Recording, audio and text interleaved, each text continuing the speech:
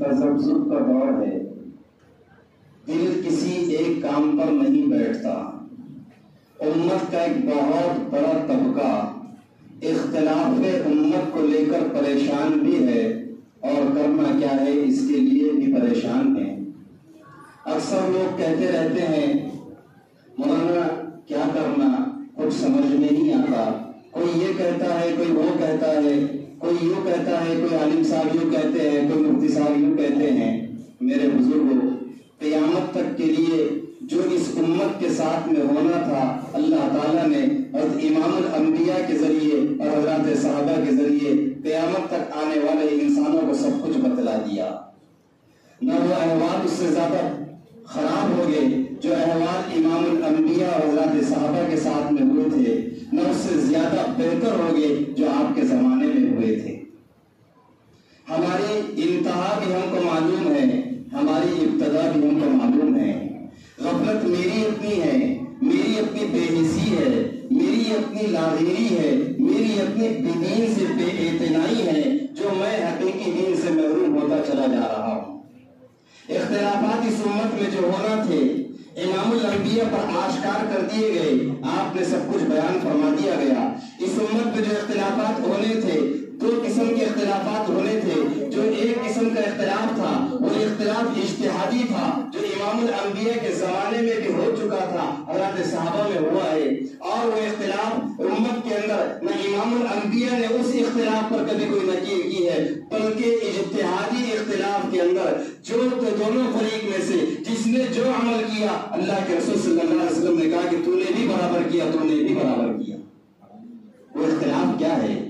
وہ اختلاف جس کو آج میں اور آپ دیکھتے ہیں ائمہ فقہاء کرام کی شکل میں، جیسے میں اور آپ جانتے ہیں میں آپ سب حنفی ہے، امام اعظم امام ابو حنیفہ کے مقلد ہے، دنیا میں ایک طبقہ امام شافعی کا ماننے والا، دنیا میں ایک طبقہ امام مالک کا ماننے والا، دنیا میں ایک طبقہ امام احمد بن حنبل رضی اللہ رحمۃ اللہ علیہ کا ماننے والا۔ یہ چاروں مسلک کے لوگ برحق ہے، یہ کہ برحق ہے، اگر وہ اس کے مسلک پر عمل کرتا ہے وہ بھی صحیح کر رہا ہے، حنفی اپنے مسلک پر عمل کرتا ہے یہ بھی صحیح کر رہا ہے۔ اس کی دلیل یہ ہے کہ امام الانبیاء کے زمانے میں جب ایک لشکر کو آپ نے روانہ کیا، اس لشکر کو تاکید کی کہ تم نے اس وقت تک نماز نہ پڑھنا، عصر کی نماز نہ پڑھنا جب تک تم بنی قریظہ نہ پہنچو۔ وہ لشکر جب پہنچ رہا تھا، راستے میں چل رہا تھا، اچانک دیکھا عصر کی نماز کا وقت قضا ہونے کو ہے، جماعت میں اختلاف ہوا۔ اجتہادی اختلاف اسے کہتے ہیں۔ امام الانبیاء کی بات کو سمجھنے میں دو لوگوں کے اندر مسٹیک ہو گئی، اپنے اپنے ذہن سے سمجھا۔ ایک جماعت وہ تھی جس نے ظاہری مفہوم کو سمجھا، چاہے وقت کچھ بھی ہو، وقت چلا جائے تم کو بنو قریظہ پہنچ کر عصر کی نماز پڑھنی ہے۔ ایک نے منشأ نبوت کو سمجھا کہ تمہیں اتنی جلدی پہنچنا ہے کہ عصر آپ وہاں پر پڑھ لے۔ اس جماعت نے طے کر لیا عصر کی نماز تو اس مقام پر پڑھیں گے، نماز قضا نہیں کریں گے۔ منشأ نبوت یہ تھی کہ آپ کو عصر سے پہلے وہاں پر پہنچنا ہے۔ ایک جماعت یہ سمجھ رہی تھی کہ نہیں ہمیں عصر وہیں جا کر پڑھنا ہے۔ ایک جماعت جو یہ سمجھ رہی تھی، جس نے منشأ نبوت کو سمجھا، جس نے نبوت کی بات کو سمجھا، جس نے نبوت کے مزاج کو سمجھا، اس نے وہاں پر عمل کر لیا، عصر کو قضا نہیں کیا۔ ایک جماعت نے وہاں پر جا کر پڑھی۔ میں اختلاف اجتہادی بتلا رہا ہوں، اجتہادی اختلاف بتلا رہا ہوں۔ میں آپ جو اختلافات میں پڑھے ہیں یہ اجتہادی اختلافات نہیں ہیں، یہ فروعی اختلافات ہیں۔ اور آج کے دور کا اختلاف تو نہ دینی ہے نہ اس کا اخروی کوئی تعلق ہے۔ آج کا اختلاف ذاتی اختلاف ہے، حسد کی بنیاد پر، بغض کی بنیاد پر، کینے کی بنیاد پر۔ وہ جماعت وہاں پر پہنچ کر اس نے عصر کی نماز کو ادا کیا۔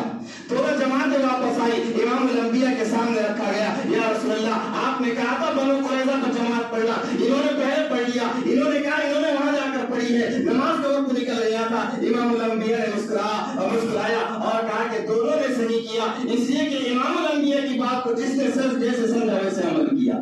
مگر آپ کس کھیت کی بولی ہے؟ ہم پڑھ گئے، ہم نے کیا کرنا چاہیے؟ اب امت کام تو کرنے کو راضی نہیں ہے، جو کام کرنے ہیں اس کو چھوڑ دیا، جو کرنے نہیں ہے اس کو پکڑ لیا۔ پڑے ہیں اختلافات کے اندر صراط مستقیم کیا ہے، سیدھا راستہ کیا ہے؟ اللہ کے رسول نے فرما دیا ما انا علیہ واصحابی، یہ قیامت تک کے لیے دستور بنا دیا گیا۔ امام الانبیاء سے صحابہ نے پوچھا، حضرت علی امام الانبیاء نے فرمایا یہودیوں کے اندر اور جو ہے تو موسیٰ علیہ السلام کے ماننے والے قوم کے اندر 72 فرقے ہوئے تھے، میری امت میں 73 فرقے ہو گئے۔ صحابہ نے فوراً سوال کیا یا رسول اللہ، مسلمان جا کر ہم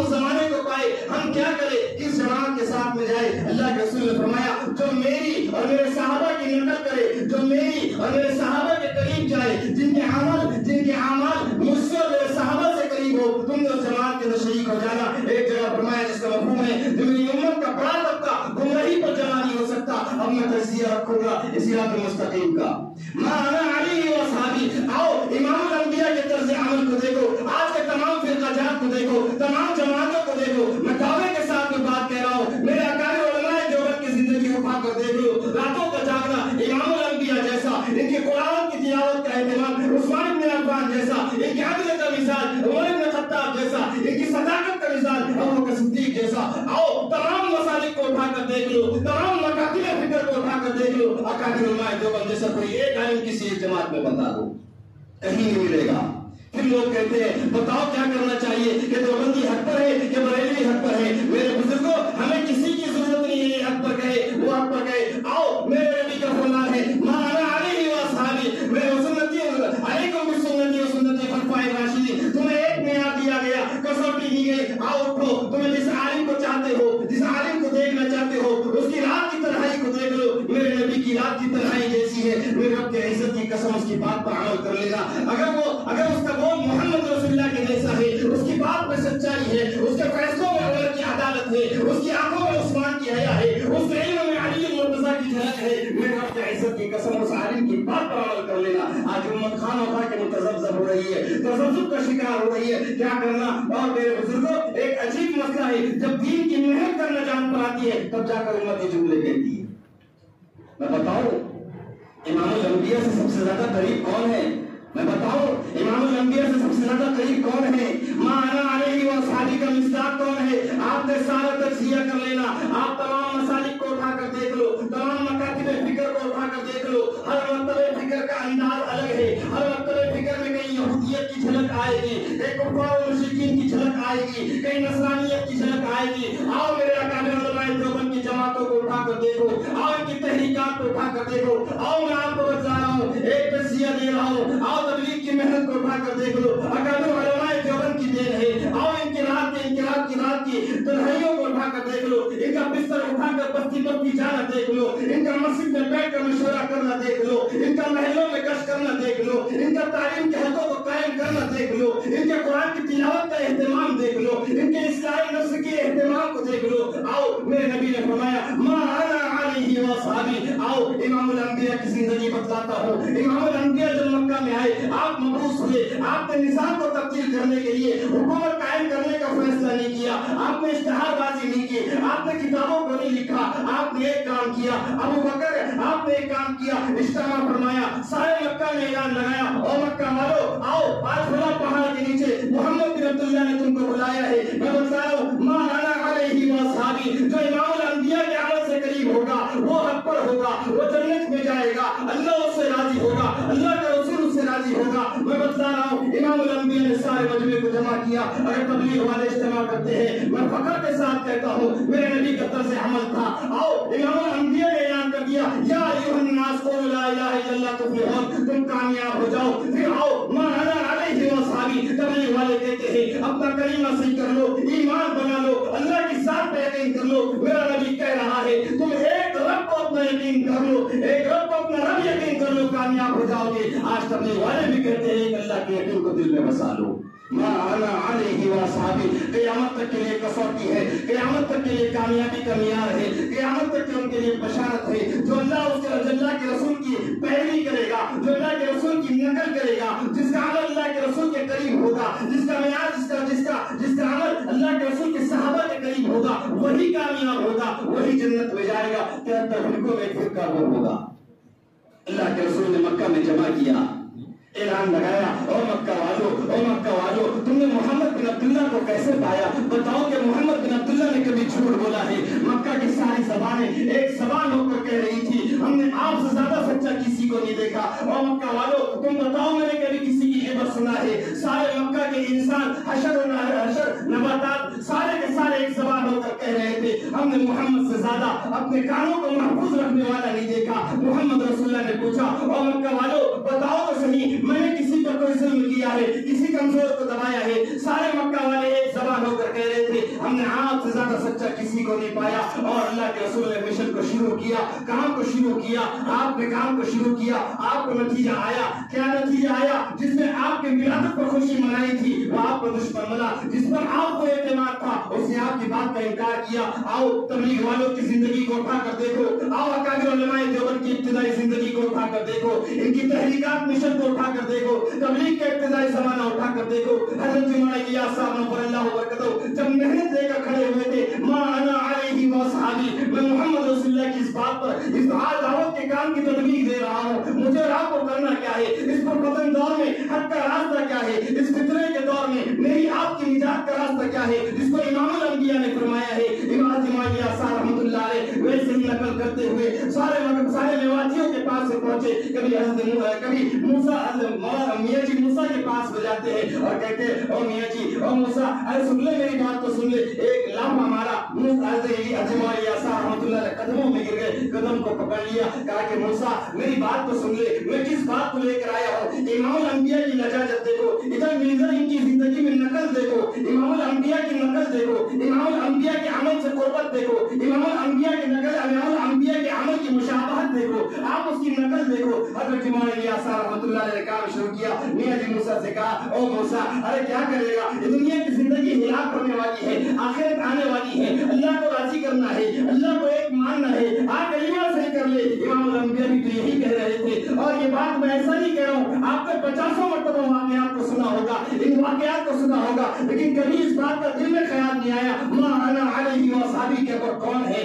کبھی ہم نے تبلیغ کو اس نظریے سے نہیں دیکھا. آؤ اختلاف کے چشمے کو نکالو, آؤ انتشار کے چشمے کو نکالو, آؤ ایمان کے نظریے سے اور محمد رسول اللہ کی محبت, آپ کی عقیدت, آپ کے مشن کو سمجھنا, آپ کے کام کو اپنے کام بنانے کے نظریے سے دیکھو. حضرت مولانا الیاس صاحب بھی وہی کام کر رہے تھے جو امام الانبیاء نے کیا.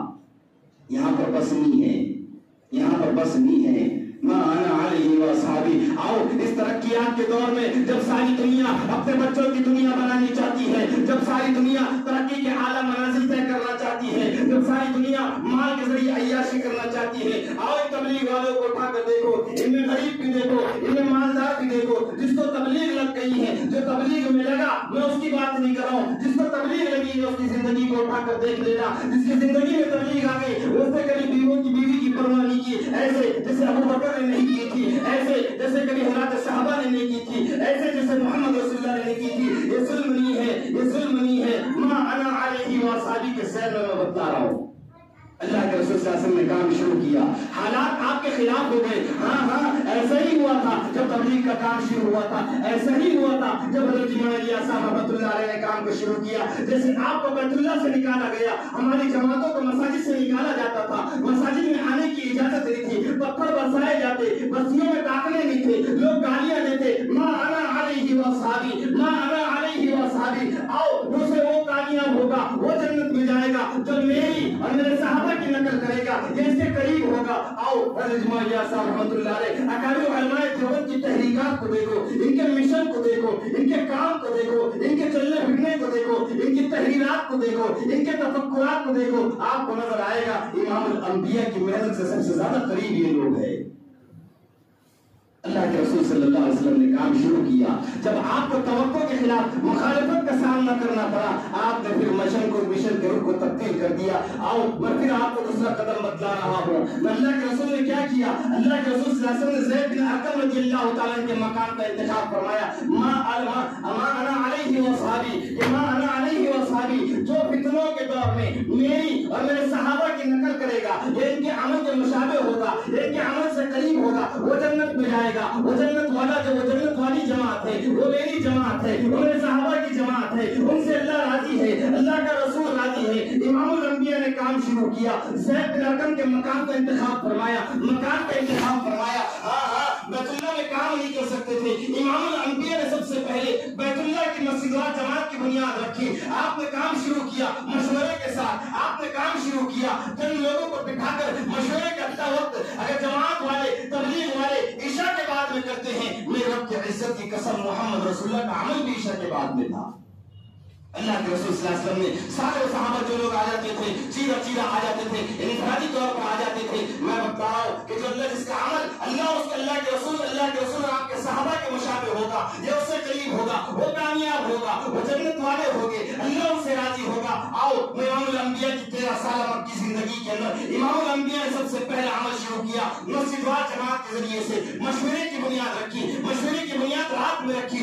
اتنا گہرا اندھیرا تھا، جب سورج غروب ہو جاتا رات میں چلنے پھرنے میں لوگوں کے چہرے سمجھ میں آئے، ان کے چال ڈھال سمجھ میں آئے۔ ہاں ایک زمانہ تبلیغ کا ایسا گزرا ہے جب لوگ تبلیغ والوں کو دیکھا کرتے، دیوبندی لوگوں کو دیکھا کرتے، میرے اکابر علماء دیوبند کو دیکھا کرتے، ان پر کیچڑ اچھالا کرتے تھے، ان پر شراب پھینکا کرتے تھے، ان کی داڑیاں نوچا کرتے تھے، ان کو معاشرے میں عام لوگوں کی طرح چلنے کی اجازت نہیں تھی، ان پر تانے کسے جاتے تھے، ان پر فقرے کسے جاتے تھے۔ میرے نبی نے حکم دیا، ابو بکر تم بھی آنا، علی متعلم مرتضیٰ تم بھی آنا، ابو ذر تم بھی آنا، زید بن ارقم کے گھر پر آنا، ابو خباب تم بھی آنا، خبیب تم بھی آنا، بلال حبشی تم بھی آنا۔ یا رسول اللہ کیوں آئے؟ ہمیں مشورہ کرنا ہے۔ یا رسول اللہ مشورہ کیسے کرنا ہے؟ ہم دیکھیں گے پچھلے 24 گھنٹے کیسے گزرے، اگلے 24 گھنٹے کیسے گزارنے ہیں، کام کہاں تک پہنچا ہے، کہاں تک پہنچانا ہے۔ آؤ کب آئے؟ یا رسول اللہ کب آئے؟ رات کے اندھیرے میں آنا، جب اندھیرا اتنا گہرا ہو جائے، جب اندھیرا اتنا ڈارک ہو جائے، لوگوں کے چہرے سمجھ میں نہ آئے، لوگوں کی چال ڈھال سمجھ میں نہ آئے، لوگوں کے چلنے پھرنے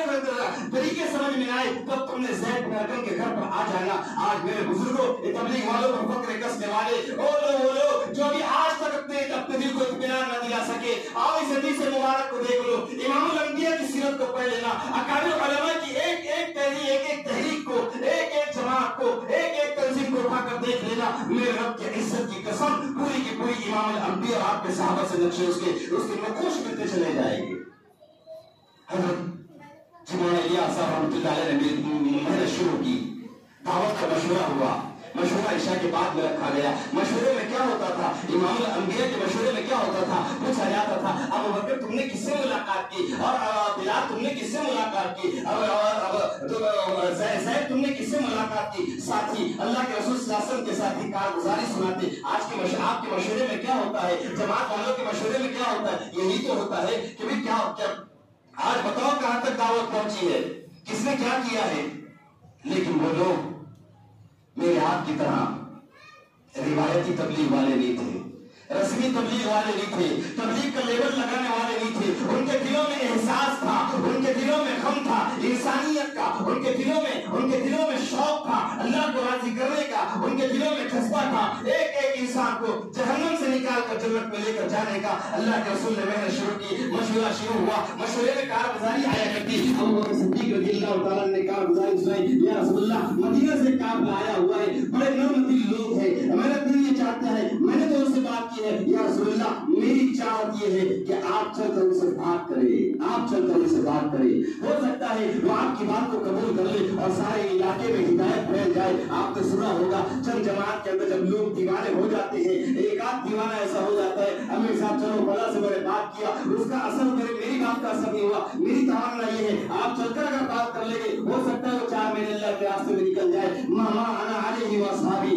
علیکم بسنتی و سنت الخلفاء الراشدین۔ ایک تو مسئلہ جو اختلافی کا، مسلک کا، اجتہادی مسئلہ، اجتہادی مسائل کا، وہ میرے آپ کے بس کی چیز نہیں ہے، مجھ کو آپ کو اس پر پڑھنا نہیں ہے۔ جو اختلافات ہوئی ہیں، جو تمام مکاتب فکر ہمارے یہاں پر تقسیم ہو کر نظر آتے ہیں، ہم دیکھتے ہیں کئی سنیت کے نام پر، کئی شیعیت کے نام پر، اور کئی مختلف مکاتب فکر کے نام پر، سلفیت کے نام پر، ہم کو مجھ کو آپ کو فیصلہ کرنا ہے۔ ما انا علیہ واصحابی کے تحت مجھ کو آپ کو خود کو فیصلہ کرنا ہے، علیکم بسنتی و سنت الخلفاء الراشدین کے اوپر کہ صحابہ سے نقل کس کی ملتی ہے، صحابہ کا رہن سہن کس کا ہے، بعد میں صحابہ کی جھلک کس کی آتی ہے، دل میں درد کس کا دکھتا ہے، جس کے دل میں صحابہ جیسا درد ہو، صحابہ کے درد کی نقل جس کے دل میں جھلکتی ہو، جس کے زبان کے بول صحابہ جیسے ہوتے ہو، جس کے زبان میں دعوت ہو، نرمی ہو، محبت ہو، محبت ہو، مجھ کو آپ کو فیصلہ کرنا ہے۔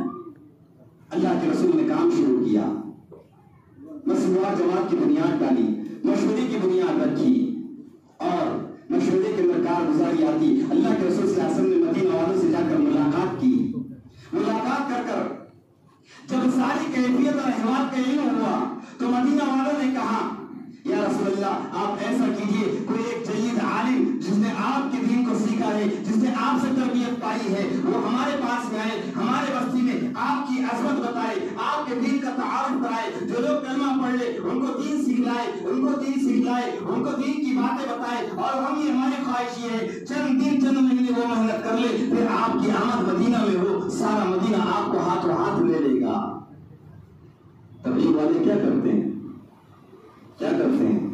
کوئی درس میں ہوگا آج تک ناندیڑ کی تعلیم میں کوئی بتا دو، کوئی ایک آدھا جماعت والا آیا ہو اور بات میں لائی ہو کہ میں اپنی تجارت کی غرض سے آیا ہوں. آپ کے پاس جتنی جماعتیں آئی ہیں جن کا رہنا سہنا کھانا پینا سب کچھ اللہ کے گھر میں ہوتا ہے، یہ سارا کا سارا اللہ کے رسول کے عمل سے اتنا قریب ہے، اس زمانے میں اس سے زیادہ کوئی اور عمل اتنا قریب نہیں ہے. آپ بری سیرت اٹھا کر دیکھو، اللہ کے رسول صلی اللہ علیہ وسلم نے عمل کو شروع کیا مشورے کے ذریعے. اب اگر روزانہ 2.5 گھنٹے کی محنت کی بات چلتی ہے، روزانہ محلوں میں ملاقات کی بات چلتی ہے، تو یہ کوئی نئی بات نہیں ہے، یہ کسی انسان کی طے کردہ بات نہیں ہے. یہ کام تو ملہم من اللہ ہے، یہ ملہم من اللہ ہے، اللہ کا فضل ہے. اللہ نے مجھے اس جماعت سے جوڑا، ان اکابر علماء کے ساتھ میں جوڑا جن کے ساتھ میں کئی عمل ایسے ہیں جو اللہ کے رسول سے عمل سے میل کھاتے ہیں، جن کی زندگیاں اصحاب رسول صلی اللہ علیہ وسلم کی زندگیوں سے میل کھاتی ہے. بلکہ عجیب بات ہے، ایسے اکابر سے اللہ نے مجھ کو آپ کو جوڑا ہے، ایسے اکابر سے مجھ کو آپ کو اس فتنے کے طور میں نسبت دی ہے جو امام الانبیاء کے مسجد میں جا کر درس حدیث دیتے تھے. اتنی بڑی سعادت آپ دنیا کی تاریخ اٹھا کر دیکھ لو. خاص طور سے 200-300 سالوں کے اندر کسی اور مکتب فکر، کسی اور نظریاتی جماعت کے اندر آپ کو یہ خاصیت نہیں ملے گی جو اکابر علماء دیوبند کو اللہ پاک نے دی ہے. اور یہ سارا کا سارا اسی لیے ملا ہے کہ محمد صلی اللہ علیہ وسلم کے جان نثار، محمد صلی اللہ علیہ وسلم پر فدا ہونے والے، محمد رسول اللہ کے ناموس کی حفاظت کرنے والے، آپ کے دین کی حفاظت کرنے والے، آپ کے دین کی حفاظت کے لیے جسم کے خون کا قطرہ قطرہ بہانے والے، آپ کے دین کی حفاظت کے لیے اپنی نسل کو قربان کرنے والے، وہ صرف اس دور میں دنیا میں کوئی موجود ہے. اکابر علماء دیوبند کی قربانیاں ہیں اور آپ کی قربانیوں سے دین یہاں تک پہنچے اور آگے بھی انشاءاللہ چلے گا. اللہ کے رسول صلی اللہ علیہ وسلم نے محنت شروع کی، روزانہ طے ہوتا، لوگ ملاقاتوں میں نکل جاتے، بات ہوتی. جماعت والے کیا کرتے ہیں؟ روزانہ صبح ایک کے گھر پر جا کر کھٹکا دیتے ہیں. ادھر امام الانبیاء کہتے ہیں میں 70 سے زیادہ مرتبہ ابو جہل کے گھر پر گیا لیکن اس کے مقدر میں ہدایت دی تھی. یہی جماعت والے جیوٹ ہوتے ہیں، چاہے آپ نے بے غیرت کہہ لو، چاہے آپ نے جو کہہ لے، وہ 70 بار آپ ان کو دھتکاریں گے، وہ بار بار آپ کے پاس آئیں گے، آپ کی بات کہیں گے، آپ کے پاس آئیں گے، ایک ہی بات کہیں گے. اور اللہ والو، اللہ کے بندے اللہ کے گھر سے آئے ہیں، اللہ کی بات لے کر آئے، اللہ بڑے، اللہ کی بات پڑھی ہے، آؤ اللہ کی بات کو سن لیں. وہ اگر آپ کے پاس میں کھٹکا دے کر بات کہیں گے، آؤ اللہ کی دین کی بات کو سن لیں. آپ دھتکاریں، آپ چاہے منہ ٹیڑھا کر لیں، آپ ان کو سلام کرنا بند کر دیں، وہ پھر بھی آپ کو سلام کریں گے. آپ دیکھ لو یہ صفات کس کی تھی، یہ صفات کس کی تھی، یہ عادات کس کی تھی؟ امام الانبیاء کی تھی، آپ کے صحابہ کی تھی، یہ آپ کے اعداء کی تھی، آپ کے دشمنوں کی تھی. آپ کے دشمنوں کی علامتیں یہ تھی، جب آپ کو دیکھتے منہ ٹیڑھا کر لیتے، صحابہ کو دیکھتے ان کے چہرے کی طرف دھوپ دیتے، ان کے سامنے نظروں کو ٹیڑھی کرتے، تانے مارا کرتے، فقرے کسا کرتے. اب آپ تجزیہ کرتے بیٹھو، جتنے مکاتب فکر ہے، کون سا مکتب فکر ایسا ہے جو یہ کہتا ہے آؤ سارے مسلمانوں کو سمجھا کر مسجد میں لے کر آؤ،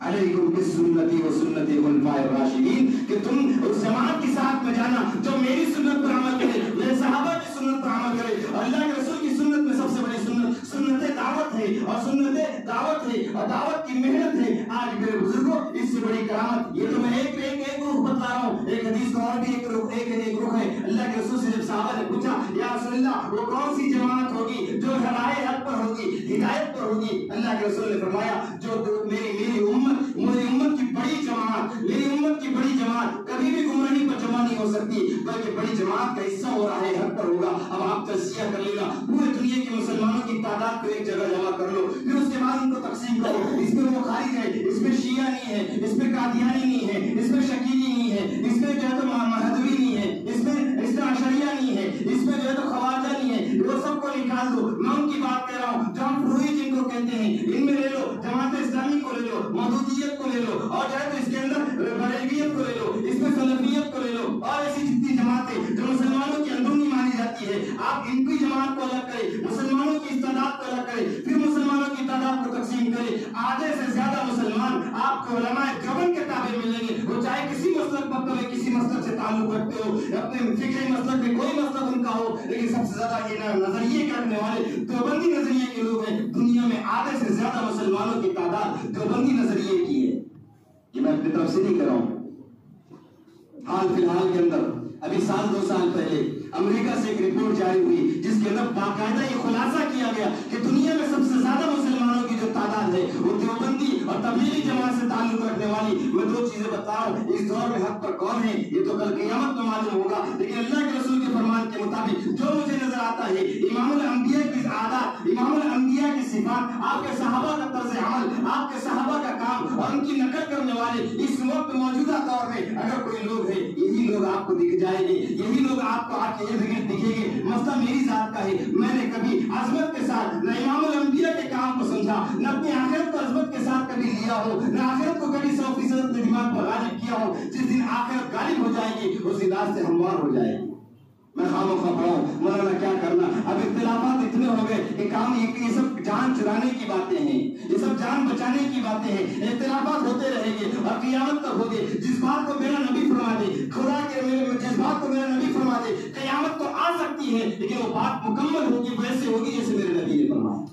इस उम्मत में इख्तिलाफात होंगे, 73 फिरके होंगे। अभी हमने फिरके देखे कहाँ हैं? अभी तो बहुत फिरके आने वाले हैं, अभी तो बहुत फितने आने वाले हैं। ऐसी जगह से फितने उठेंगे जहाँ मैं और आप तसव्वुर नहीं कर सकते, जहाँ मैं और आप नहीं सोच सकते। लेकिन मुझको आपको देखना है, अलैकुम बिस्सुन्नती व सुन्नती खुलफाए राशिदीन। उसकी रात की तन्हाई को देखना है, उसके कुरान के शगफ को देखना है, उसके दिल में इंसानियत के दिल को देखना है, उसमें इंसानियत की मोहब्बत, अल्लाह को पाने का शौक, मोहम्मद रसूलुल्लाह का इश्क देखना है। आपको लोग बहुत मिलेंगे, दुनिया में ऐसे भी फितने मिल जाएंगे जिनके माथे पर, जिनकी पेशानियों पर काले चट्टे नमाजों के चट्टे होंगे, जिनकी सलवारें वो आधी पिंडली से ज्यादा ऊपर होगी, जिनके जुब्बे टखनों तक होंगे और टखनों से ऊपर तक होंगे। वो बड़े एहतिमाम करने वाले देखेंगे, लेकिन उनकी रात कभी देख लेना, उनकी रात मोहम्मद रसूलुल्लाह जैसी नहीं होगी। उनकी ज़बान देख लेना, मोहम्मद रसूलुल्लाह जैसी मोहब्बत नहीं होगी। उनके अल्फाज देख लेना, वो नरमी नहीं होगी जो नरमी जो मोहब्बत अल्लाह पाक ने यहाँ पर रखी है। फिर उम्मत कहती है क्या करना, किधर जाए, कहाँ जाए। फिर अगर मैंने 2-4 किताबें पढ़ लिया, जिस जाविये से पढ़ा हो, ये बात देखो, सीरत को जो चश्मा लगा कर पढ़ोगे वैसे ही समझोगे, कुरान को जैसे चश्मा लगाओगे वैसे ही समझोगे। अल्लाह ताला खुद फरमाते यहदी बिही कसीरन व युदिल्लु बिही कसीरा, कि हमने इस किताब के जरिए बहुत सारों को हिदायत दी है और बहुत सारों को गुमराह कर दिया। जो सलाहियत की बुनियाद पर कुरान का मुताला करेगा वो गुमराह भी हो सकता है। जो आजिजी और इनकसारी और अल्लाह को पाने के शौक में और कुरान पर अमल करने के शौक में कुरान का मुताला करेगा, उसके ईमान में इजाफा होगा, अल्लाह हक रात से उस पर खुलता चला जाएगा। आओ, अगर तुम सलाहियत की बुनियाद पर दीन समझना चाहते हो, अगर तुम इस्तिदाद के मुताबिक कुरान को समझना चाहते हो, आओ पूरी इस्लाम की तारीख उठाकर देख लो। अबुल फज़्ल फैज़ी जैसा मुफस्सिर इस दुनिया में कोई नहीं आया जिसने तफसीर बेनुकत लिख दी। ऐसी सलाहियत का आलिम था, ऐसी सलाहियत का मुफस्सिर था, लेकिन मेरे बुजुर्गों उससे सलाहियत पर घमंड किया, उसको सलाहियत पर बहुत एतमाद था, अल्लाह पाक ने उसे गुमराह कर दिया। दीन इलाही का बनाने वाला, दीन इलाही को पैदा करने वाला वही अबुल फज़्ल फैज़ी आलिम के दीन था, जिसके खिलाफ मुहद्दिस रहमतुल्लाह अलैह ने दीन बादशाह ने जो दीन इलाही का ऐलान किया था, उसके खिलाफ जो तहरीक मुहद्दिस रहमतुल्लाह अलैह ने छेड़ी थी, उस दीन का बनाने वाला कोई आम आदमी नहीं था, वो था जिसको अपनी सलाहियत पर घमंड था। आज के इस दौर में मुझको आपको क्या करना है? सिराते मुस्तकीम क्या है, सीधा रास्ता क्या है? सिराते मुस्तकीम अल्लाह ताला खुद हमको मुझको आपको तलकीन कर रहे हैं। क्या मैं कुरान में कहा पहली सूरत में हमको मांगने का सलीका सीखा, इहदिनस सिरातल मुस्तकीम। अल्लाह ताला कह रहे आओ मांगो मुझसे अपने सीधे रास्ते की हिदायत मांगो। फिर अल्लाह ताला आगे कह रहे सिरातल मुस्तकीम क्या है? इहदिनस सिरातल मुस्तकीम, सिराते मुस्तकीम क्या है? सिरातल लज़ीना अनअमता अलैहिम, वो लोग जिन पर हमने इनाम किया, अल्लाह ने जिन पर इनाम किया वो अंबिया की जमात है, अल्लाह ने जिन पर इनाम किया वो सहाबा की जमात है, अल्लाह ने जिन पर इनाम किया वो ताबईन की जमात है, अल्लाह ने जिन पर इनाम किया वो सुलहा की जमात है, अल्लाह पाक ने जिन पर इनाम किया वो सिद्दीकीन की जमात है, अल्लाह पाक ने जिन पर इनाम किया वो शुहदा की जमात है।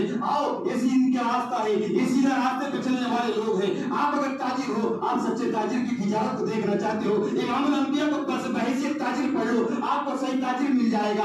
आप अगर झूठ के माहौल में सच बोलना चाहते हो, सच बात रखना चाहते हो, अबू बकर सिद्दीक की जिंदगी को पढ़ लो, आपको सच्चा आदमी मिल जाएगा, सच्चा इंसान मिल जाएगा। आप अल्लाह ने कुव्वत फैसला दिया है, आपको बड़ा मकाम दिया है, आप उमर इब्न खत्ताब की जिंदगी बहैसियत आदिल के पढ़ो, बहैसियत जज की पढ़ो, बहैसियत काजी की पढ़ो। आप में कुव्वत अदल और आदिल के फैसले करने की ताकत आपको मरहमत हो जाएगी। आप अगर बेहयाई के माहौल में है, आप उस्मान इब्न अफ़्फ़ान की जिंदगी को पढ़ो, आपको हया का दस्तूर मिल जाएगा, हया के साथ जिंदगी गुजारने का तरीका मिल जाएगा। आप जहालत के माहौल में है, आओ इमामुल अली मुर्तज़ा की जिंदगी को पढ़ लो, आपको इल्म के दरवाजे मिल جائے گی. آج امت چاہتی ہے ہم کو گھر بیٹھے دین مل جائے, امت چاہتی ہے گھر بیٹھے ہم کو سیدھا راستہ مل جائے, امت چاہتی ہے ہم دین کے لیے قربانی نہ دیں اور سیدھے راستے پر چلنے والے بن جائے. سیدھا راستہ سیدھا ہے, آسان ہے, لیکن دینا قربانی ہے, دینا کرنا مجاہدہ ہے, اپنے کو اختیاری مجاہدہ ہے. اللہ کے رسول صلی اللہ علیہ وسلم جب اس دنیا میں مبعوث ہوئے آپ کو پیشکش کر دی گئی تھی, امام الانبیاء آپ حکم کر دے, آپ کو ایسی حکومت دی جائے گی نہ آپ سے پہلے کسی کو ملی ہے نہ آپ کے بعد ملے گی. امام الانبیاء نے انکار کر دیا. پھر آپ سے کہا گیا اور پیارے نبی جی آپ حکم کر دے مکہ کے سارے پہاڑ سونے کے بنا دے. امام الانبیاء نے انکار کر دیا. اور کیوں کیا؟ 21 صدی کے آنے والے مسلمانوں کے احوال امام الانبیاء کے سامنے تھے. غریب مسلمان یہ تذکرہ, غریب مسلمان یہ کہہ کر دین کی محنت کو چھوڑ دے گا. ہمارے پاس تو کچھ نہیں ہے کام کرنے کے لیے, نہ ہمارے پاس حکومت ہے, نہ عہدے ہیں, نہ مال ہے, نہ منال ہے, ہم کیسی محنت کریں گے؟ امام الانبیاء نے بتا دیا اگر تم غریب ہو, اتنے غریب ہو کہ 2 مہینے تک کھانا نہ کھا سکتے ہو, اتنے غریب ہو اللہ کے دین کا تقاضا آئے اور پیٹ پر پتھر باندھنے کی نوبت آئے, اور میرے جانے والے اور میرے ماننے والے تمہیں پیٹ پر پتھر باندھ کر دین کے تقاضے کو پورا کر لینا تو تم میرا ہوگا. اگر تم نے تقاضے کو قربان کر دیا تو میرا کہاں سے رہا؟ آج میرا آپ کا نظریہ کیا ہے, میری آپ کی سوچ کیا ہے؟ میں آپ سب تن آسانیوں کے عادی ہو گئے, ہم عیش پرست ہو گئے. مسلمان ساری دنیا میں عیش پرست ہو گیا. وہ مسلمان جو مجاہدوں کا عادی ہوا کرتا تھا, جو اختیاری مجاہدوں کو خود اختیار کیا کرتا تھا, جو مجاہدوں میں رہنے کا عادی تھا, اللہ کے رسول کو ساری نعمتیں ہونے کے باوجود مسجد نبوی میں 9 سال تک اندھیرے کو دور کرنے کے چراغ نہیں جلا ہے. 9 سال تک ہماری مسجدیں تو ماشاءاللہ پر آسائش ہے, اور اب تو عجیب حال ہو گیا, عجیب حال ہو گیا. پھر مسلمان کہتا ہے میں کیا کروں, سیدھے راستے پر کیسے آؤں, کون سا سیدھا راستہ ہے؟ عجیب بات ہے. مجھے خود کو دین پر چلنا نہیں ہے, میں دوش دیتا ہوں مسلک والوں کو, مکاتب فکر والوں کو, اختلاف کرنے والوں کو. یہ بات تو طے ہے جن کی فطرت میں اللہ نے فتنہ رکھا ہے وہ دنیا میں فتنہ ہی برپا کریں گے, اور جن کی فطرت میں اللہ نے اطاعت رکھی ہے وہ لوگ کامیاب ہوں گے. فتنہ پرور لوگ جیسے جیسے دور قیامت کے قریب جائے گا, فتنہ پرور لوگوں کا اضافہ ہوتا جائے گا, مخلصین کی قلت ہوتی جائے گی, لیکن اس کے باوجود بھی مخلصین دنیا میں موجود رہیں گے. ایسا نہیں ہے کہ مخلصین نہیں رہیں گے. مجھ کو آپ کو تجزیہ کرنا ہے, تجزیہ کر کر مجھ کو آپ کو انتخاب کرنا ہے. ایسے دور کے اندر, ایسے فتنے اور فساد کے دور میں مجھے کون سا راستہ اختیار کرنا ہے. یہ حدیث ہے جو میں نے کہا ما انا علیہ واصحابی, کسوٹی ہے. علیکم بسنتی و سنت خلفائے راشدین, کسوٹی ہے. آپ کو کہیں دور کتابوں کا مطالعہ نہیں کرنا ہے. آپ سیرت کو پڑھیں, صحابہ کی زندگی کو پڑھیں, آپ دیکھتے جائیں جب بات کرنے والے جو لوگ بات کرتے ہیں ان کی بات کرنے کا انداز کیسا ہے, ان کے مخاطب ہونے کا انداز کیسا ہے, وہ لوگ انسانیت کے تعلق کیا درد دل میں رکھتے ہیں. آپ تجزیہ کر بیٹھیں گے, آپ ساری دنیا گھوم لو, مشرق سے لے کر مغرب تک, شمال سے لے کر جنوب تک, تو آپ اسی تجزیے پر پہنچیں گے کہ اللہ کے رسول اور آپ کے صحابہ سے ملنے والی جو زندگی ہے وہ اکابر علماء دیوبند اور نظریات دیوبند ہی کی ہے. اگر میں نے تو ایک تجزیہ آپ کے سامنے بیان کیا, آؤ میں تعلیم کا میدان بیان کروں, امام الانبیاء کے تعلیم کا طرز تعلیم بیان کرو. آؤ دیوبند کی زندگی, دیوبند کے ابتدائی دور کو اٹھا کر دیکھ لے, اور وہ اصحاب صفہ کے چبوترے کو اٹھا کر دیکھ لے. ویسا ہی تو حال تھا جس دن دیوبند کی بنیاد رکھی گئی. ایک استاد تھا, ایک شاگرد تھا, ایک پڑھنے والا, ایک پڑھانے والا, ایک درخت کے نیچے بیٹھ گئے. ان کو کوئی مسجد کی تعمیر کی ضرورت نہیں تھی, انہوں نے تعمیر تلاش نہیں کی, انہوں نے کوئی چیز تلاش نہیں کیا. ایک چبوترا تھا انار کے درخت کے نیچے, اسی کے اوپر استاد بیٹھا, وہیں پر شاگرد بیٹھا, اور تعلیم دیوبند کی بنیاد پڑ گئی. وہی تو ہے جو امام الانبیاء کی نقل کرے گا وہ جنتی ہوگا, وہ اللہ کے یہاں پر کامیاب ہوگا, وہ اللہ کے رسول کے یہاں پر کامیاب ہوگا. یہ صرف اللہ کے رسول صلی اللہ علیہ وسلم نے تو صاف صراحت کے ساتھ جملے بیان فرمائے, اور اللہ تعالیٰ نے خود قیامت تک آنے والے انسانوں کو راستہ بتا دیا. والسابقون الاولون من المہاجرین والانصار والذین اتبعوهم بإحسان رضی اللہ عنہم ورضوا عنہ. قیامت تک آنے والا مسلمان اگر کامیاب ہونا چاہتا ہے, آپ میرے صحابہ کی نقل کر لے, ارے تو انصار کی نقل کر, وہ جو دین کی مدد کرنے والے تھے, یا مہاجر کی نقل کر, وہ جو دین کے لیے ہجرت کرنے والے تھے. تو کسی کی بھی نقل کرے گا, اللہ کہتے ہیں میں تجھے کامیاب کر دوں گا. میں ان سے راضی ہوا اور قیامت تک آنے والے ان مسلمانوں سے بھی راضی ہو جاؤں گا جو صحابہ کی نقل کرے گا. میرے آپ کے پاس صحابہ کی نقل کتنی ہے, میری تجارت کتنی صحابہ جیسی, میرے بول کتنے صحابہ جیسے, میرا عمل کتنا صحابہ جیسا, میرے گھر کے اندر میرا گھر کا رویہ, میں خاندان میں رہنے کا رویہ میرا کتنا اللہ کے رسول آپ کے صحابہ جیسا ہے. میرے پاس کوئی چیز نہیں ہے جو اللہ کے رسول رسول کے ساتھ اللہ کے رسول کے عمل سے میل کھاتی ہو. آؤ میں معاشرے کی بات کروں, معاشرت کی بات کروں, میاں اور بیوی کی بات کروں, تو میرے پاس کون سا امام الانبیاء کا طریقہ ہے؟ بلکہ اب تو ماڈرنائزیشن کا دور ہے, دنیا نے ترقی کر لی ہے, دنیا کے اندر فحاشی عام ہو گئی, ڈگریاں بولتی ہیں, عہدے بولتے ہیں. اس دور کے اندر مسلمان ماڈرنائزیشن کا دل زیادہ ہو گیا, لیکن عیش پرستی کا دل زیادہ ہو گیا. اب اس کے یہاں پر